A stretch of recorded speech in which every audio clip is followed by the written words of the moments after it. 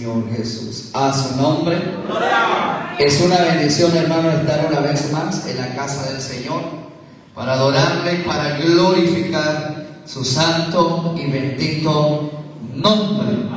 Porque usted tiene que saber y estar dispuesto que usted viene a la iglesia a ser instruido, a ser corregido, a ser redarguido por el poder de la palabra de Dios. Sabemos que la palabra de Dios es la que nos orienta, es la que nos guía y es la que nos lleva a ser salvos. Amén. Gloria a Dios. Así que usted tiene que venir con un corazón dispuesto a recibir de la palabra del Señor. El domingo pasado estuvimos hablando acerca de los 4 tipos de cristianos, o los 4 tipos de terreno también que podemos ser nosotros. Y hablamos que el primer tipo de terreno es el de junto al camino, que representa a aquellos cristianos que tienen un corazón endurecido, que no dejan que la palabra de Dios transforme sus corazones, transforme su vida, a veces por la indiferencia, por las distracciones, el escepticismo, la resistencia a cambiar y la falta de compromiso. Pero también el segundo tipo de cristiano es aquel que el creyente pedregal, el cristiano pedregal, que es aquel tipo de cristiano que tiene una fe superficial.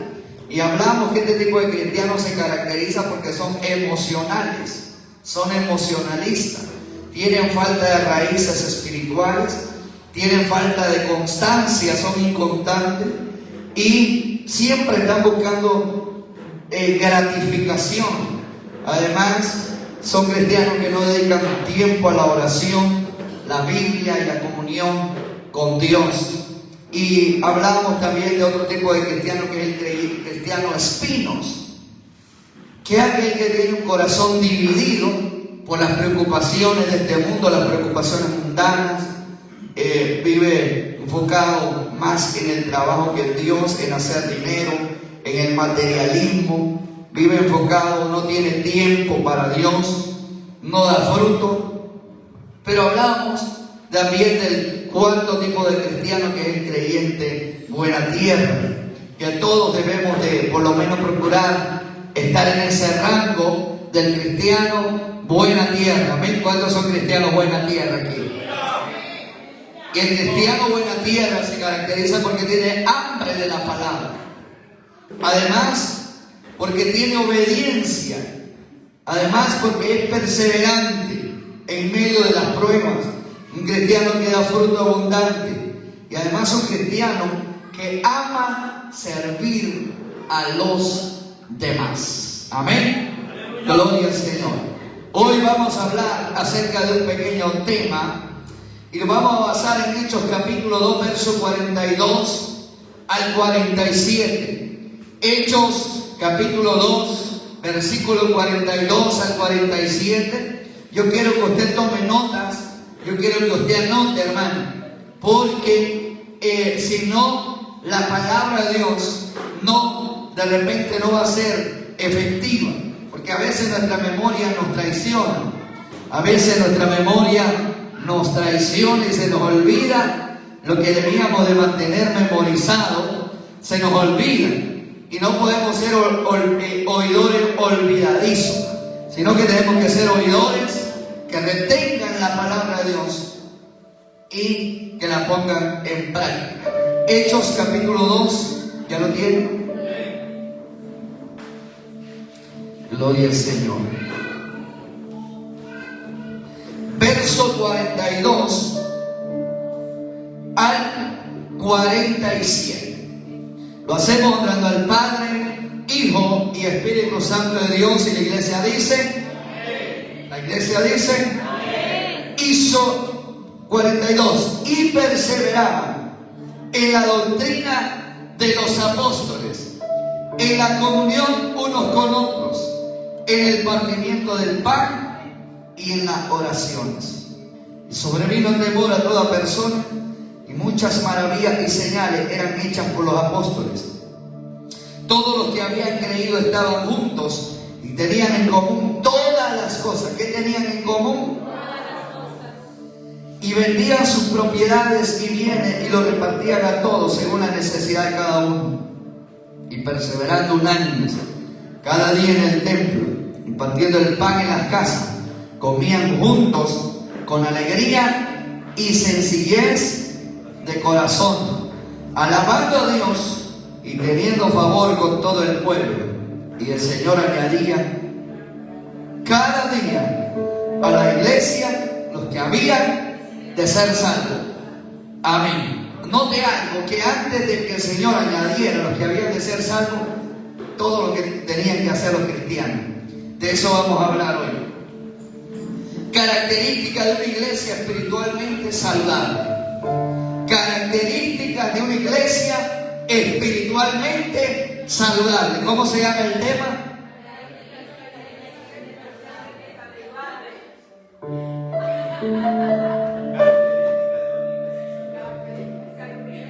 Uno, dos, tres, digamos el tema. 1, 2, 3.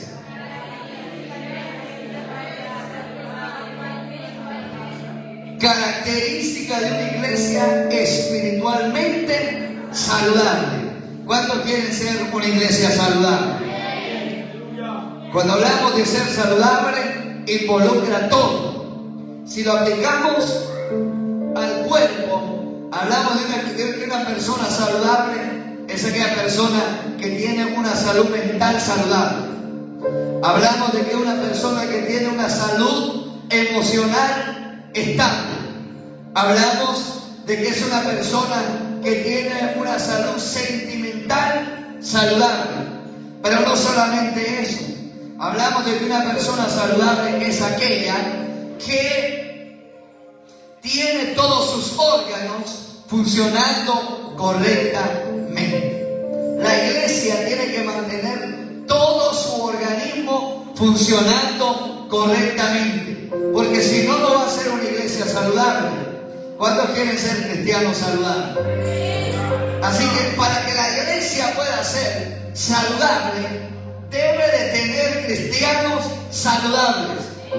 Y los que conforman la iglesia son cada uno de aquellos que han sido lavados y comprados con la sangre de Jesucristo. Cuando la iglesia tiene cristianos saludables, entonces se convierte en una iglesia saludable.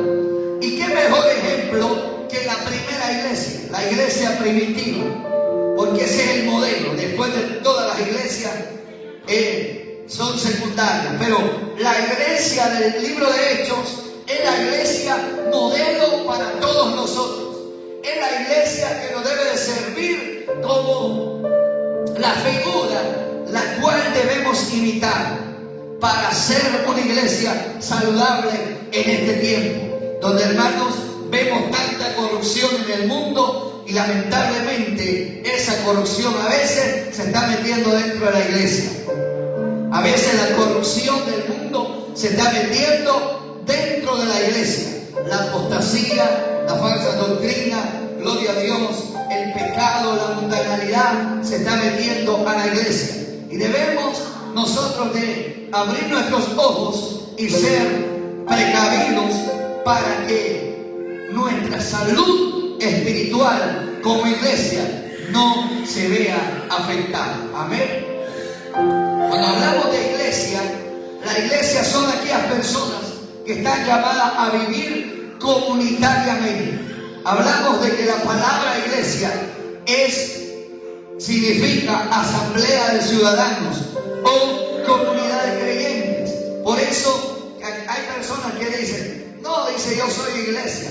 Yo aquí en mi casa, yo soy iglesia. No es lo que la Biblia dice. ¿Ha escuchado usted cristianos que dicen, yo no voy a la iglesia, dice, pero aquí en la casa yo sigo siendo iglesia, aquí escucho prédica, aquí oro, aquí leo la Biblia? Pero la Biblia dice que la iglesia es una comunidad.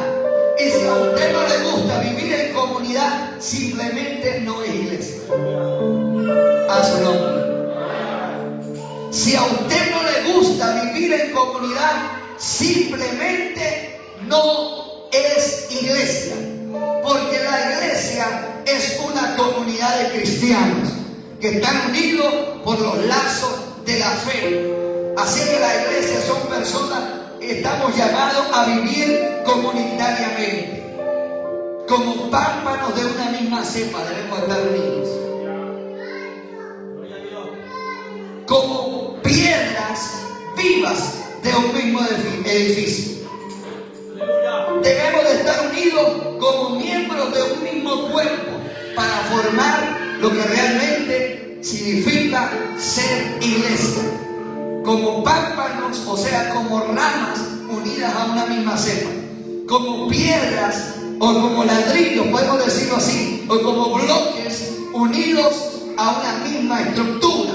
Y también como miembros de un mismo cuerpo, que es el cuerpo de Cristo, a su nombre. Por eso, usted tiene que sí o sí pertenecer a una comunidad para poder ser iglesia. Usted no puede decir, hermano, no, es que yo soy iglesia aquí en mi casa, porque no es lo que la Biblia dice.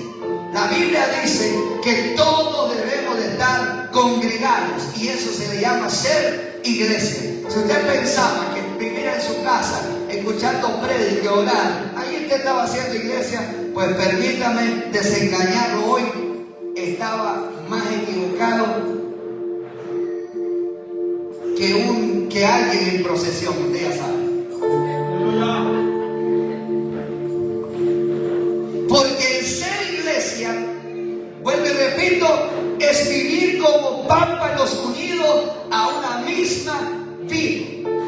Es vivir como piedras unidas a un mismo edificio. Yo le hago una pregunta aquí a los que son albañiles. Usted puede construir un edificio con los bloques desperdigados por todos lados. ¿Qué es lo que usted necesita hacer con los bloques? Comenzar a alinearlo y a unirlo a una misma estructura. Yo me he encontrado con gente que me dice, no, hermano, yo no voy a la iglesia, y dice, pero aquí en la casa yo sigo siendo iglesia. Déjeme decirle, yo a veces me siento tentado a decir, hermano, usted está siendo 15 veces descabellado, porque eso no es ser iglesia. No es lo que la Biblia dice. Y a veces nosotros, hermanos, pasamos por alto lo que la Biblia dice, que somos el cuerpo de Cristo. Y hasta el día de hoy yo no he visto un cuerpo que la mano camine por allá, el pie camine por otro lado, la cabeza por otro lado, que los ojos caminen por otro lado. No, porque si no, no puede avanzar. ¿Qué se necesita para que el cuerpo pueda funcionar correctamente? Que la cabeza esté en el lugar que le corresponde, que las manos estén en el lugar que le corresponde, que los pies estén en el lugar que le corresponde. Y no solamente eso, que haga la función que le corresponde. Estimado hermano, nosotros debemos de estar en el lugar que nos corresponde y hacer el trabajo que nos corresponde hacer. Si Dios lo llamó a servir, sirva. Si Dios lo llamó a darte, si Dios lo llamó a predicar, predique. Si Dios lo llamó a ser buen cristiano, sea un buen cristiano. A su nombre. Debemos de cumplir con la tarea que Dios nos ha delegado. A su nombre. ¿Por qué? La iglesia es una comunidad de creyentes. Dice Mateo 18:20, donde están 2 o 3 congregados en mi nombre, dijo Jesús, allí estoy yo. ¿Cuántos saben que Jesús hoy está aquí? ¿Cuántos saben que Jesús hoy está aquí? ¿Por qué? Porque hoy estamos congregados aquí. Y donde hay 2 o 3 congregados, o sea, unidos, reunidos, allí estoy yo, dijo Jesús. También la Biblia dice en Hechos 2:44, los que habían creído estaban como juntos. O sea, que los que habían sido salvos no andaban uno por un lado, el otro por otro, estaban juntos. Hechos 2:44. Pero no solamente eso. Hechos 2:46 dice que comían juntos con alegría. Hechos 2:46 dice eso. Y Hechos 4:32 dice que eran de un corazón y un alma. O sea que eran cristianos unidos. Usted y yo debemos ser cristianos unidos. Jesús, en Juan capítulo 17 al 21, Jesús rogó por esa unidad. Jesús dijo: Padre, te ruego que así como tú y yo somos uno, que así ellos sean uno. Hermano, usted tiene que saber que el Padre, el Hijo y el Espíritu Santo, hay unidad entre ellos. Y Él espera que así como ellos son uno, así también la iglesia de Cristo, la iglesia del Señor, sea una en un mismo pensar y en un mismo sentir. Dígale al que está a su lado: tienes que aprender a ser uno conmigo. A su nombre. Hay que soltar ese divisionismo de la iglesia. Y esa unidad por la cual Jesús rogó inicia, número uno, en el momento en el cual hemos nacido de nuevo. Inicia con la regeneración espiritual. 1 Corintios 12:13. Vamos a ir leyendo la Biblia. 1 Corintios 12:13. Habla de la unidad que se inicia desde la regeneración en adelante. Porque por un solo espíritu, dice Pablo, fuimos todos bautizados en un cuerpo, sean judíos o griegos, sean esclavos o libres. A todos se nos dio a beber de un mismo espíritu. A su nombre. Dígale al que está a su lado: si has nacido de nuevo, hemos venido a ser uno en el Señor. Si no ha nacido de nuevo y si no ha sido regenerado, todavía le falta. Porque la unidad inicia con la regeneración. Número 2, la unidad también inicia al haber recibido a Cristo como Señor y Salvador personal de nuestras vidas. Gálatas capítulo 3, verso 28. Desde allí inicia la unidad en el cuerpo de Cristo. Dice Gálatas: ya no hay judío ni griego, ya no hay esclavo ni libre, no hay varón ni mujer, porque todos vosotros sois uno en Cristo Jesús. Diga conmigo: yo soy uno en Cristo Jesús. Dígale que está a su lado: tú y yo somos uno en Cristo Jesús. Cuando usted vino a Jesucristo y lo aceptó como su Señor y Salvador, venimos a ser uno en el Señor. Pero además, no solamente es que hemos sido regenerados, no solamente es que hemos sido nacidos de nuevo, también la unidad que tenemos en Cristo debe ser guardada. Y eso lo vemos en Efesios capítulo 4, versículo 3. Efesios capítulo 4, versículo 3. La unidad debe de ser guardada. Dice Efesios capítulo 4, versículo 3: solícitos en guardar la unidad del Espíritu en el vínculo de la paz. Dígale que está a su lado: tenemos que guardar la unidad. Donde hay desunión, donde hay división, no habita Dios. Donde uno jala para un lado y el otro jala para el otro, no habita Dios. Por eso la unidad debe existir en la iglesia y también debe existir en cada ámbito de nosotros como cristianos. Debe existir en la iglesia, en el liderazgo, en el pastor, debe existir en el matrimonio, debe existir en la familia. La unidad debe de existir en todo ámbito y en toda esfera de nuestra vida cotidiana, estimado hermano. Pero además de eso, la unidad debe de ser perfeccionada. Efesios capítulo 4, versículos 2 y 3.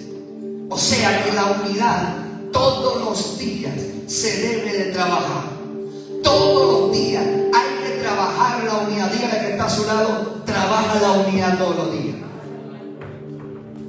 Vamos, dígale: trabaja la unidad. Porque si usted no aprende a unirse a un hermano, jamás aprenderá a perfeccionar la unidad. Hermano, y a veces en la iglesia lo que más cuesta es procurar la unidad. A veces en la iglesia lo que más cuesta es procurar que todos nos unamos.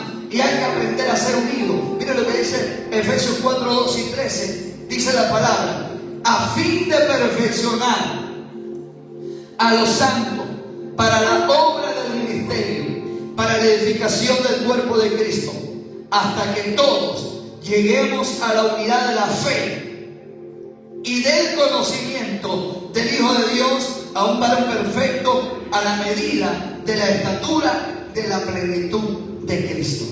Dígale que está a su lado: tienes que perfeccionarte en Cristo.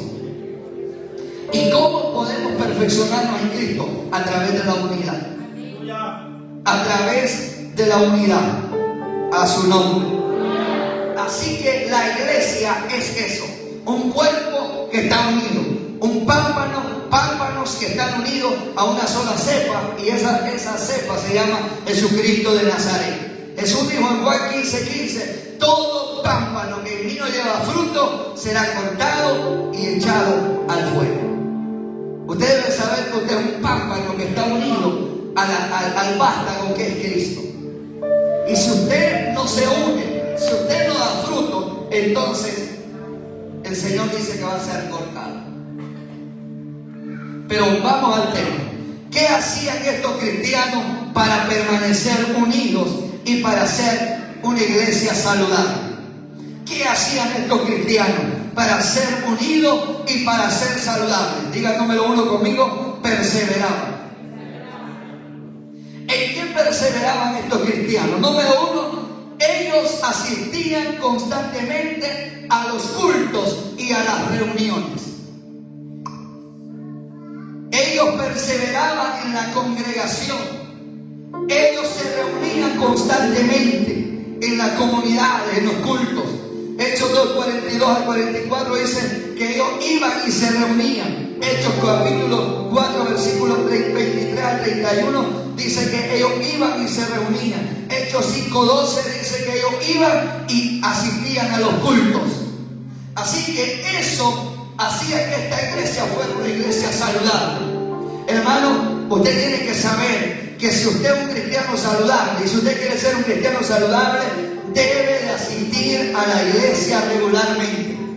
Debe de congregarse regularmente. ¿Cómo usted se da cuenta de alguien que está flaqueando espiritualmente? Porque deja de congregarse, porque deja de asistir a la iglesia. ¿Cómo usted se da cuenta que una persona se está apagando? Porque deja de buscar a Dios, a su nombre. Pero fíjense que esta iglesia le gustaba congregarse, pero también a ellos se les estaba apagando el fuego. En un momento ellos estaban también dejando de congregarse, de ir a adorar a Dios en comunidad. En Hebreos 10:25 hay una exhortación a la iglesia y le dice: no dejando de congregarnos como algunos.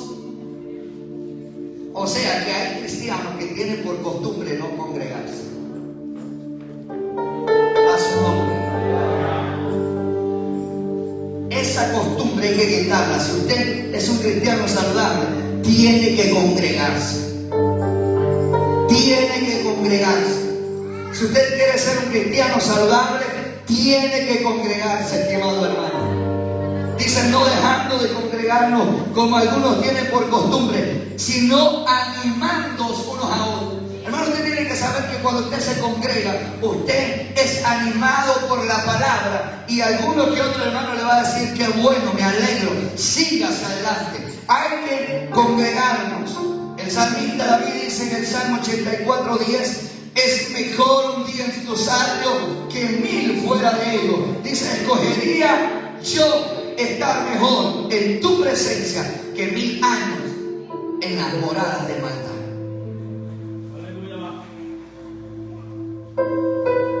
Si queremos ser una iglesia saludable, tenemos que aprender a congregarnos. Y yo entiendo que a veces usted está enfermo, entiendo a veces que usted hay situaciones que son incontroladas, pero hay que congregarse. Hay que buscar de Dios, estimado hermano.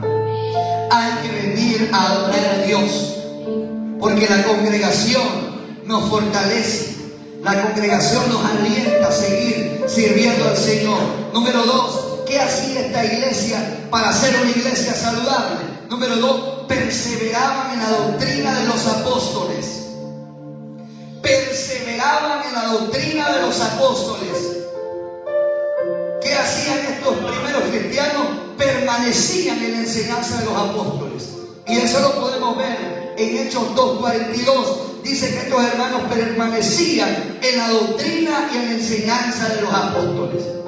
Y eso también lo vemos en Colosenses capítulo 2 versículo 7. El apóstol Pablo insta a permanecer en la doctrina.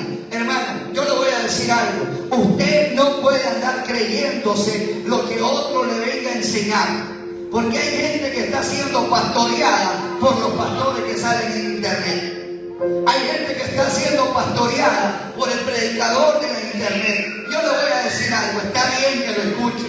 Está bien que escuche al hermano Halligan. Está bien que escuche a la hermana Yesenia Ten. Está bien que usted vive escuchando al hermano Dante Gebel. Está bien, pero entienda algo, que ese predicador de la red social no es su pastor. A su nombre. Yo le hago una pregunta. ¿Cuántas veces lo ha llamado el pastor Juan Carlos Halligan para preguntarle cómo está? Si se está congregando. A su nombre. Y a veces hay cristianos que están se dejan pastorear más por el pastor de las redes sociales que por el pastor de la iglesia. A su nombre. A su nombre. Está bien que escuche al hermano Gigi Ávila y que sea un admirador de él, pero entienda algo, que el hermano Gigi Ávila no es su pastor. A su nombre. Está bien que escuche ¿cómo se llama el otro? Ya tú que me vas a decir. Pero a Chuy Olivares. Pero entienda algo, que ese Chuy Olivares no es su pastor, estimado hermano. Lo puede escuchar en su casa, pero usted tiene que saber que usted tiene un pastor a quien le debe rendir cuenta, a quien le debe obediencia, a quien le debe sumisión, a quien le debe lealtad. Entienda algo, que esa iglesia en la que predica el hermano Juan Carlos Halligan, no, usted no es miembro de esa iglesia. Usted es miembro de esta iglesia, de esta comunidad que hay aquí en Las Lomas, que se llama Río de Agua Viva. Usted no puede decir que yo me congrego con el hermano Dante Gebel a las 10 de la mañana, a las 2 de la tarde. No. Esta iglesia perseveraba en la doctrina de los apóstoles. Y estos apóstoles tenían una sola enseñanza. Efesios 4:11 al 16. Efesios 4:11 al 16. Si usted un día me viene diciendo que la mujer aquí no puede cantar y que a la mujer aquí no se le puede dar privilegio, yo le voy a decir, hermano, usted se montó en el barco equivocado. Si un día usted me viene diciendo, hermano, no hay que ofrendar, no hay que dar, yo le voy a decir, hermano, usted está en una enseñanza equivocada. Si un día usted me viene diciendo aquí, hermano, las mujeres tienen que usar chalina, yo le voy a decir, hermano, se subió al barco equivocado. Porque aquí la enseñanza que yo le he enseñado a usted es que la mujer tiene el mismo grado de honor delante de la presencia de Dios, porque a la mujer el Señor también la ha salvado y puede predicar, puede servir, puede enseñar y todo. ¿Sí? Usted no me puede decir a mí, hermano, pero es que la Biblia dice que la mujer, el hombre fue creado primero y después la mujer, sí. Pero no se refiere a lo que usted se imagina. A su nombre. ¿Cuánto dan gloria a Dios? Perseveraban en la doctrina de los apóstoles. Si un día usted me viene diciendo, hermano, es que yo no creo en el arrebatamiento de la iglesia, es que yo no creo en el infierno, yo creo lo que dicen los hermanos testigos de Jehová, que el infierno es aquí en la tierra y que el infierno no existe, yo le voy a decir, hermano, parece que usted anda en el barco que no le pertenece. A su nombre. Dígale que está a su lado, persevera en la doctrina.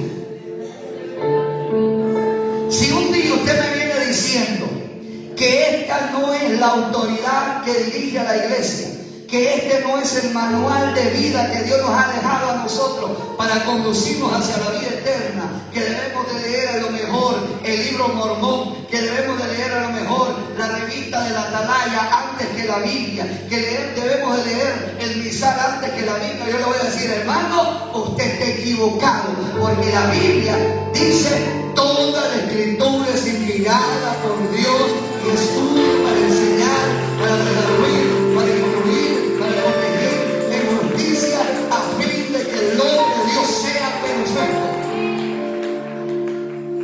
Usted tiene que perseverar en la doctrina. Hay cristianos que se dejan adaptar fácilmente. Viene un hermanito apostólico y le dice: hermano, es que la mujer no puede predicar, no puede enseñar, y fíjate que es cierto. Y en la iglesia pura, el colmo hay que puras mujeres hay, porque los varones tienen que poner las pilas a ganar hombres, a evangelizar. Y como aquí hay puras mujeres, la mayoría que viven sirviendo en los cultos son puras mujeres. Pero viene un hermanito apostólico y dice: es que la mujer no puede predicar, la mujer cae en la congregación, la mujer debe aprender en silencio. Y entonces el hermano, como es débil y no lee la Biblia, se deja engañar. Y luego quiere que el pastor también ya no deje predicar a las mujeres, ya no deje que tomen privilegio. A su nombre. Dígale que está a su lado, persevere en la doctrina. Entonces, ¿qué es lo que pasa? Se dejan arrastrar por todo viento de doctrina, dice el apóstol Pablo. ¿Y qué es lo que pasa? Vamos a leer en Efesios 4:11.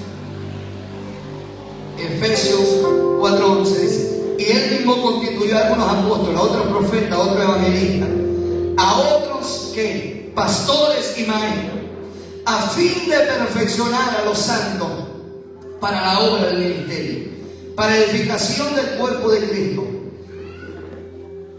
hasta que todos lleguemos a la unidad de la fe y del conocimiento del Hijo de Dios, a un varón perfecto, a la medida de la estatura, de la plenitud de Cristo, para que ya no seamos niños fluctuantes. Escuche bien: para que ya no seamos niños fluctuantes, llevados por doquiera de todo viento de doctrina. Hermano, usted tiene que estar seguro de lo que cree. Por eso en la doctrina, usted, el primer tema que se le da es la Biblia. El otro tema que se le da es el bautismo en agua por sumersión. El otro tema que se le da es que la iglesia cree en el arrebatamiento de la iglesia. 16 doctrinas, y usted tiene que estar seguro de creer eso. A su nombre. Llevado por doquiera todo viento de doctrina, por estratagema de hombres que para engañar emplean con astucia las artimañas del error. ¿Cuánto dan gloria al Señor?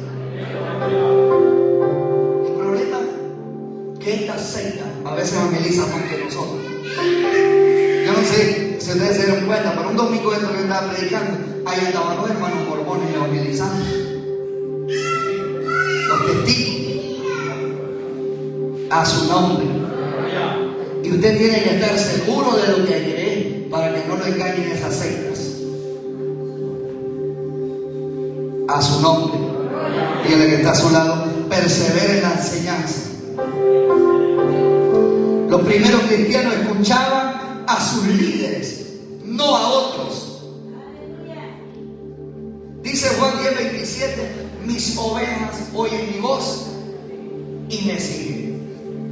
A su nombre. Hay cristianos que son más obedientes, vuelvo y repito, al predicador de las redes sociales, pero el pastor de la iglesia lo voltean a ver como un trapo viejo, como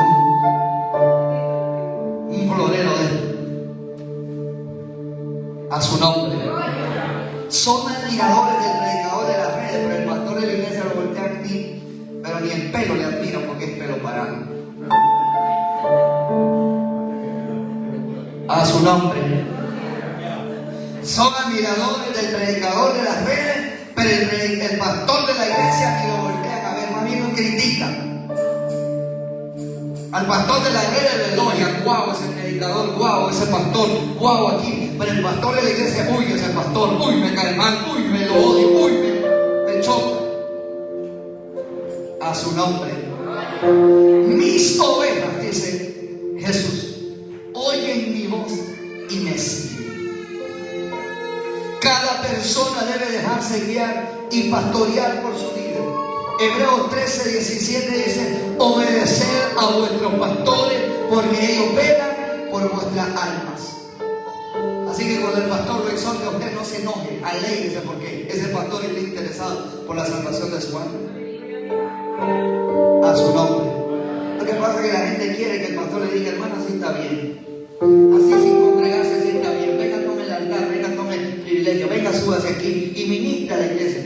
Imagínese usted, no se ha congregado, a lo mejor no se sabe si está ayunando, si todo el año, y después usted va a venir a ministrar a la iglesia la presencia de Dios. No se puede. No se puede. Digan, ay, ya por último. A su nombre. La iglesia primitiva perseveraba en la enseñanza de los apóstoles. Dice Efesios 2:20: edificados sobre el fundamento de los apóstoles y profetas. Pero Hebreos 13:9 también habla de no dejarnos llevar por todo viento de doctrina. Hermano, usted no lo pueden engañar con un plato de lentejas. A usted no lo pueden engañar con una bolsita de arroz con soya. No. Porque usted tiene que saber qué es lo que dice la Biblia y qué es lo que hacen los falsos maestros. ¿Qué más hacía la iglesia primitiva? La iglesia primitiva perseveraba en la comunión los unos con los otros. Tenían comunión los unos con los otros. O sea, no se vivían peleando. ¿Sabe qué hacían estos cristianos? Compartían de lo que tenían con los demás, ya fuesen bienes materiales o espirituales, y eso les ayudaba a tener buena comunión. Hechos 4:32 al 35 lo podemos leer. Hermanos, hoy en día la iglesia necesita practicar el amor y la comunión los unos con los otros. Fíjense que hay personas que pasan meses y no se saludan. Yo he platicado con gente y he escuchado a cristianos que dicen: hermano, ¿y usted a qué iglesia va? Es que yo voy a la iglesia tal. Ah, yo también voy a esa. A su nombre, ¿se imagina usted? Hermano, ¿y usted a qué iglesia va? Yo voy a la iglesia tal. ¿Y usted cuál va? Yo voy a esa también. Dice: ¿cómo nunca lo he visto allí? Yo le hago una pregunta: ¿cómo estará la comunión en esa iglesia que ni los mismos hermanos se conocen? A su nombre. ¿Cómo? No le ponga nervioso, Martín. ¿Cómo estará la comunión en esa iglesia que ni los mismos hermanos se conocen? Por eso yo aquí me hago la tarea de que todos nos vayamos a saludar, porque a veces pasamos una semana y no nos hemos saludado, y entonces debemos de practicar la comunión los unos con los otros. Pero hay gente que dice: no, yo no voy a saludar a nadie. No, yo no voy a ir a saludar a nadie. Hay que practicar la comunión. La palabra comunión es una palabra compuesta que significa común y unión, o sea, que tienen unidad y tienen los propósitos y las cosas en común. La comunión que debe existir en la iglesia debe de ser animarnos uno a los otros y apoyarnos y vivir en paz. La iglesia tiene que practicar el amor fraternal. El amor fraternal significa cariño por alguien, implica lealtad, implica generosidad, implica nobleza y respeto. Romanos 12:10, ahí usted lo puede buscar, que habla acerca del amor fraternal. Que el amor fraternal es tener cariño. ¿Cuántos aquí tienen cariño por sus hermanos? Usted tiene que tener cariño por su hermano. Usted tiene que tener amor por su hermano. Usted tiene que sentir amor por su hermano. A su nombre.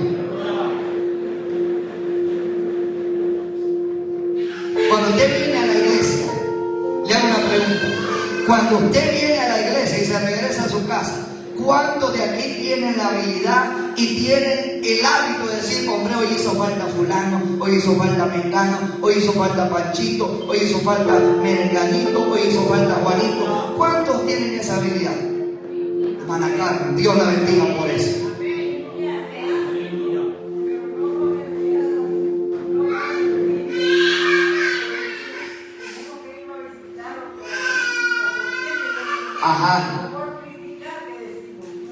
Ajá, imagínate. Está descarriado el hermano que me llevó. Sí. Hay que practicar el amor fraternal. Yo pregaba a Julián, porque cuando no viene la mamá le pregunto, ya sabéis que te va a preguntar y se pone. Sí. Hermano, debemos de practicar el amor fraternal. Y si usted ama y tiene cariño por su hermano, diga, hombre, hoy no llegó el hermano fulano, voy a ir a echarle una visitada, voy a llevarle una bolsita de pan para que compartamos ahí con el hermano, voy a ir a visitarlo. Pero a veces decimos, no, ese hermano se descarrió, se lo lleva el diablo. Debemos de practicar la comunión los unos con los otros. Y la comunión también debe ser el amor entre hermanos. Yo no creo en cristianos que viven criticando a su hermano, que viven hablando de su hermano. Ese hermano todavía no sabe en qué está parado. Porque usted tiene que saber que como hermanos debemos de amarnos y debemos de estimarnos. Dice la Biblia de Filipenses capítulo 2 versículo 3, dice que debemos de amar a nuestro hermano y estimarlo como superiores a nosotros mismos. Eso significa ver a nuestro hermano con respeto, con amor. Dígale que está a su lado, ¿cómo me mira vos a mí? Hay iglesia. A ver, hermano Pedro.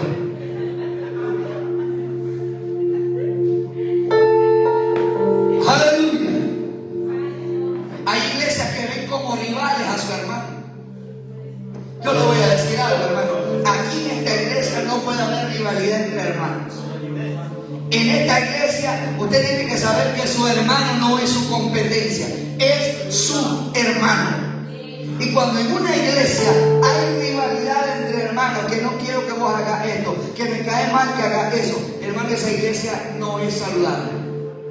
Es una iglesia que tiene un problema espiritual.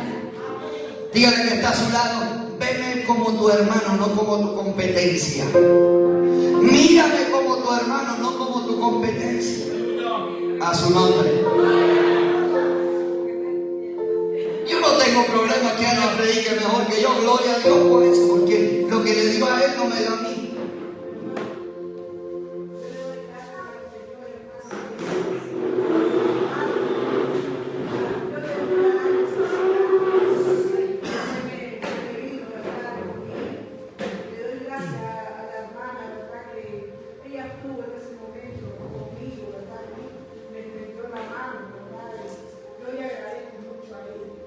Sí. Primera de Pedro 1:22 habla del amor fraternal. Hebreos 13:1 habla también del amor fraternal. Primera de Tesalonicenses capítulo 4 versículo 9 también habla del amor fraternal. Es parte también de la comunión que debe existir en la iglesia. Fíjense que la primera iglesia, ¿sabe qué hacían? Efesios capítulo 4, Hechos capítulo 4 versículo 32 al 35 dice que vendían sus cosas y iban y ayudaban al que tenía necesidad. Dice la Biblia de tal manera que no había ningún necesitado entre el pueblo. Qué bueno que así fuéramos nosotros. Que cuando viéramos una necesidad, también entre todos fuésemos y le ayudáramos. 1:22.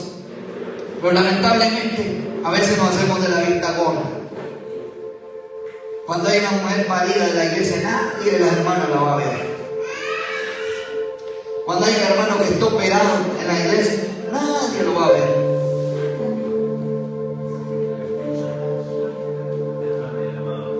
Cuando hay un enfermo en el hospital, ¿quién de nosotros dice, hombre, hoy voy a ir al hotel y voy a ver al hermano allá al hospital?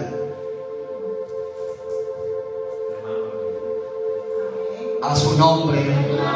Dele un aplauso al Señor, porque no esté muy serio.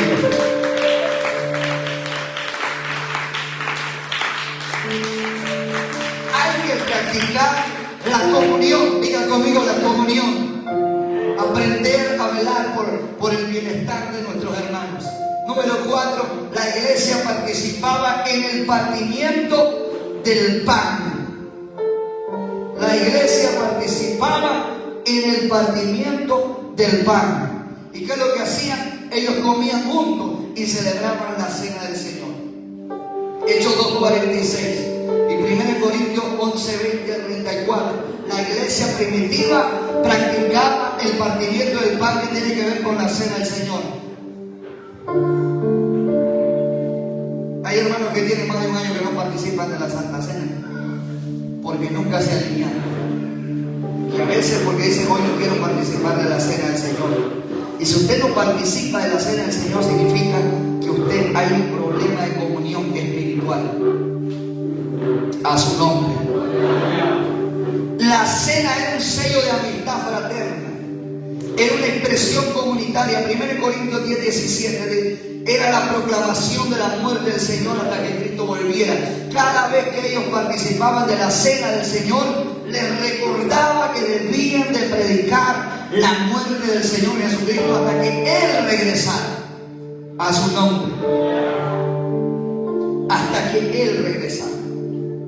Pero eran cristianos ejemplares, eran cristianos que daban buen testimonio. Así que cada uno de nosotros debe de evaluarse para participar de la cena del Señor. Amén.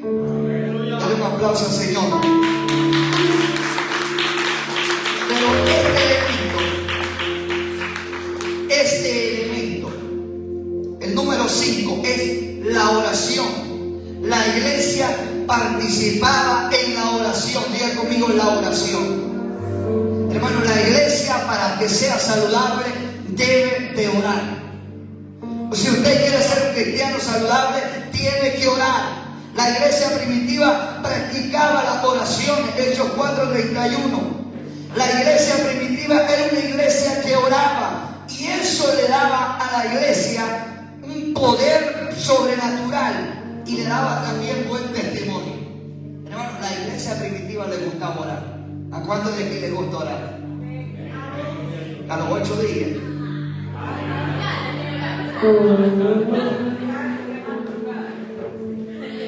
¿A cuántos de aquí les gusta orar? Levante la mano. En la madrugada. Vamos, si usted no está orando en la madrugada, mejor bájela porque está pequeño.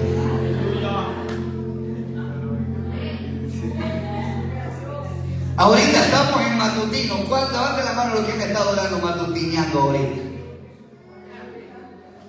Hay unos que les vamos a tomar fotos para... son bromas.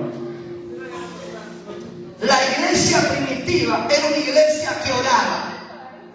La iglesia de este tiempo tiene también que orar. Porque hoy en día la maldad se ha multiplicado. Hoy en día el pecado se ha multiplicado. Y la Biblia dice que por haberse multiplicado la maldad, el amor de muchos se iba a enfriar. Pero ¿cómo vamos a evitar que el amor en nuestros corazones se enfríe? A través de la oración y el amor por las cosas de Dios. Es lamentable que hay cristianos que no les gusta orar. Dice 1 Tesalonicenses 5:17 o 18. Orar sin cesar. Había un hermano que se llamaba César y lo sacaron de la iglesia porque el texto decía: oren sin cesar. Pero el texto se refiere a orar constantemente. Hay que orar constantemente, estimado hermano. El problema es que hay cristianos que se han acostumbrado a hacer la oración del francotirador. Gracias, Señor. Amén.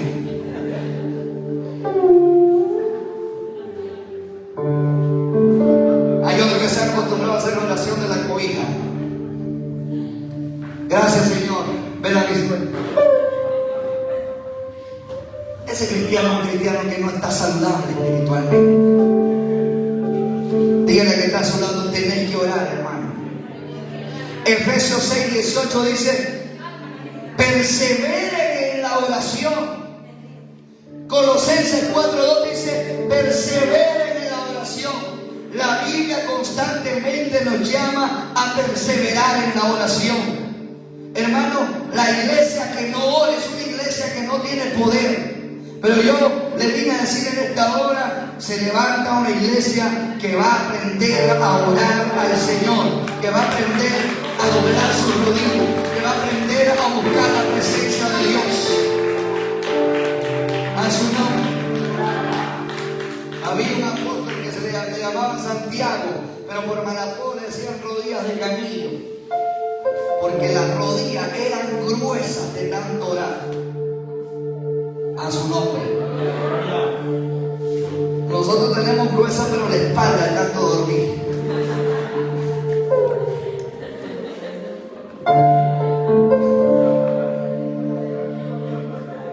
Sí, ahorita estos matutinios, seguro, Señor, usa a los hermanos que están orando, Padre, que esa oración me llegue a mí para tener un sueño tranquilo a las 4.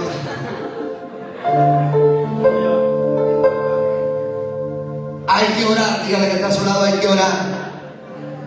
Mateo 26:41 dice: orad y velad, porque el espíritu está dispuesto, pero la carne es débil.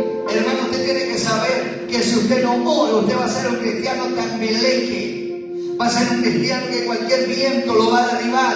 Pero la oración lo fortalece. El poder del cristiano está en la oración. La oración rompe cadenas, la oración rompe yugos, la oración sana enfermos. Hay que orar. Hay que orar. Dígale que está a su lado: hay que orar, hermano. Yo le hago una pregunta: ¿hace cuánto que usted no ora una hora? Fíjese que hay gente ni con los programas que aquí en la iglesia se ponen para que usted pueda orar, ni así ora. Yo le voy a dar un consejo: no se acostumbre al programa de la iglesia de oración y ayuno, porque hay gente que vive esperando el programa de la iglesia para orar y para ayunar, y no debe de ser así. Cada cristiano debe ser consciente de la salud de su vida espiritual. Y el cristiano debe de siempre mantenerse fortalecido y alimentado espiritualmente a través de la oración, a través del ayuno, a través de la santidad, a través de la lectura de la palabra. Esas cosas no se deben de descuidar. Pero no solamente eso. Yo le hago una pregunta: ¿hace cuánto que usted no ayuna? Si yo le pregunto ahorita: ¿hace cuánto que usted no ayuna? ¿Qué me dice? ¿Ah? ¿Hace cuánto que usted no ayuna? Y nosotros decimos un cantito andando junto a la arena: me encontré un caracolito, cuanto lo que se agarra era el puro cascaroncito. Así es el cristiano, hermano, cuando deja la oración, se seca poquito a poco, queda el puro cascarón.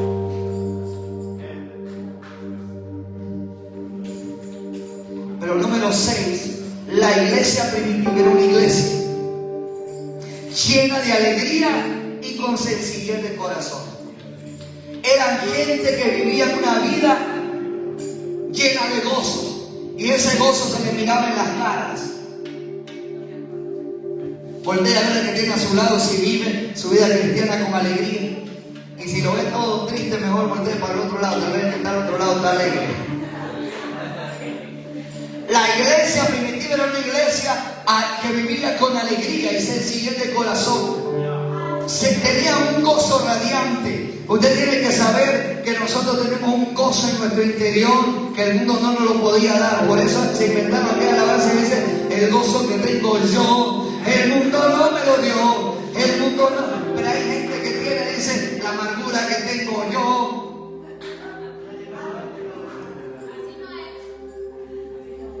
Usted tiene que saber que en su corazón debe de haber gozo. Hermano, el que vive la vida cristiana amargado, todavía no se le ha revelado Cristo, todavía no se le ha revelado el Espíritu Santo, porque el que ha tenido un encuentro con el Señor tiene gozo y tiene paz en su corazón, y esa paz se refleja en su cara, en su rostro. Usted no puede, hay cristianos que sirven al Señor de una manera amargada y usted lo ve, hermano, de tal manera que, hermano, como todo el tiempo, usted le pregunta, hermano, ¿cómo está? Ay, hermano, estamos en guerra, estamos en lucha. Todo el tiempo. Lo bueno, hermano, ¿y cómo está? Ay, en guerra, en lucha. Hermano, ¿y cómo está? En guerra, en lucha. Todo el tiempo viven en guerra, viven en lucha. Y yo digo, ¿y cuándo es que la plenitud de la presencia de Dios se va a ver en su corazón? Porque la Biblia dice en Salmos 16, versículo 11, que en su presencia hay plenitud de gozo, delicia a su diestra. Si usted sirve a Cristo, tiene que tener gozo. Y es más, el gozo es un fruto del Espíritu. Y el segundo dice, mas el fruto del Espíritu es amor. ¿Y cuál es el segundo? Así que si usted vive amargado, todavía le hace falta el fruto del Espíritu. El gozo. El gozo, dígale que está a su lado, tiene que estar gozoso. Dice en la Biblia, debemos de estar gozosos en la esperanza. Aleluya. Número 7, con esto termino. La iglesia primitiva era una iglesia que permanecía alabando a Dios. La iglesia primitiva era una iglesia que permanecía alabando a Dios. Eso lo vemos en Hechos 2:47. Hermano, fíjense que lamentable que hoy en día hay gente que no sabe alabar a Dios. Hay gente que solamente lo que se arrodilla es para pedir al Señor. Señor, yo te vengo a pedir por mi chuguín, por mi chuguina, por mi casa, por todo. ¿Y cuándo es que lo va a alabar a Dios? Sabemos pedir, pero no sabemos alabar. A veces nuestra adoración y nuestra oración es más pide, pero no es de adoración. La iglesia tiene que aprender a alabar a Dios. La iglesia primitiva adoraba a Dios, número 1, por su santidad infinita. ¿Cuántos saben que Dios es santo?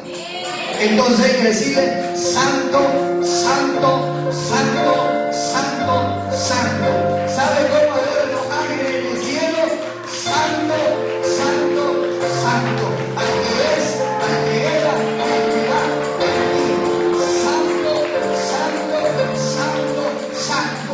Hay que aprender a adorar a Dios.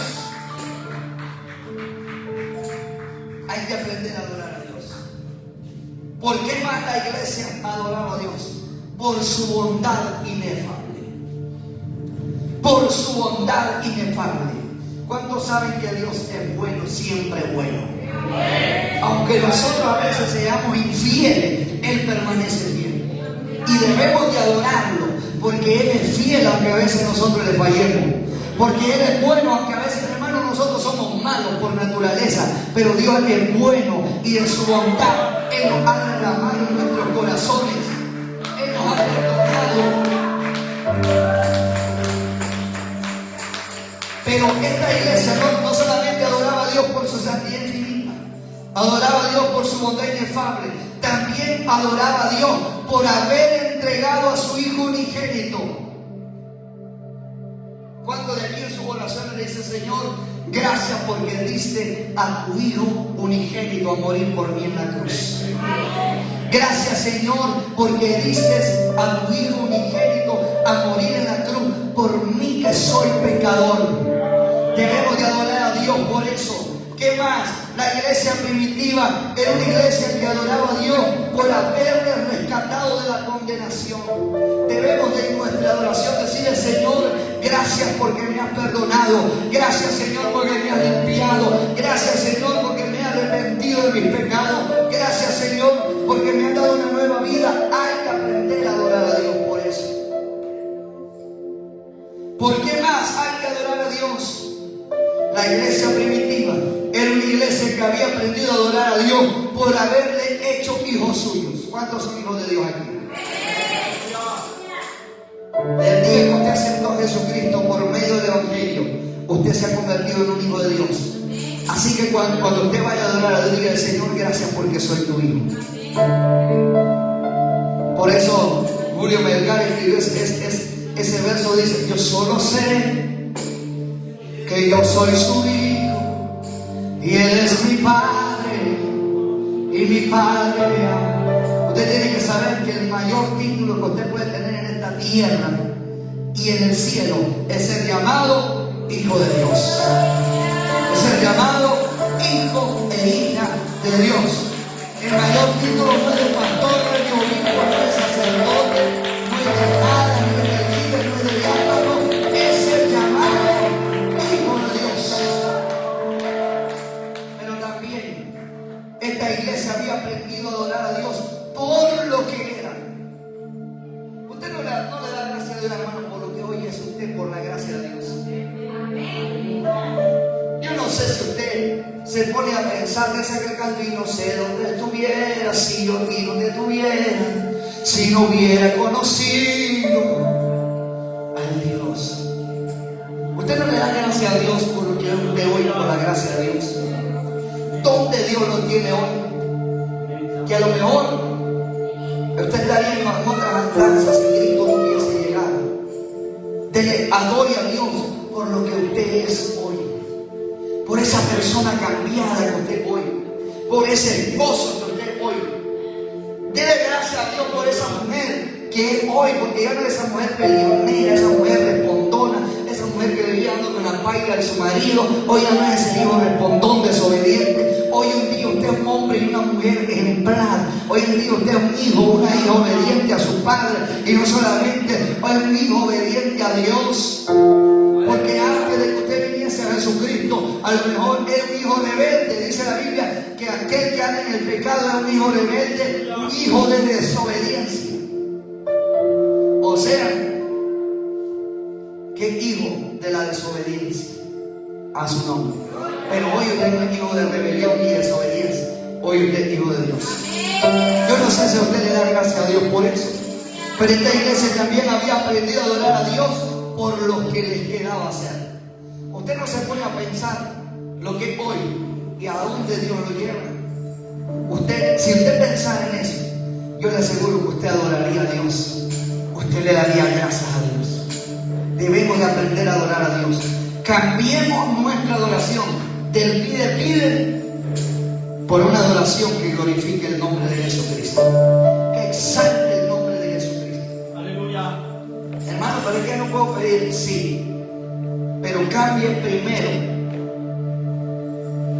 su oración de solamente pedir por una oración de alabanza al nombre de Jesucristo. Póngase de pie ahora. Vamos a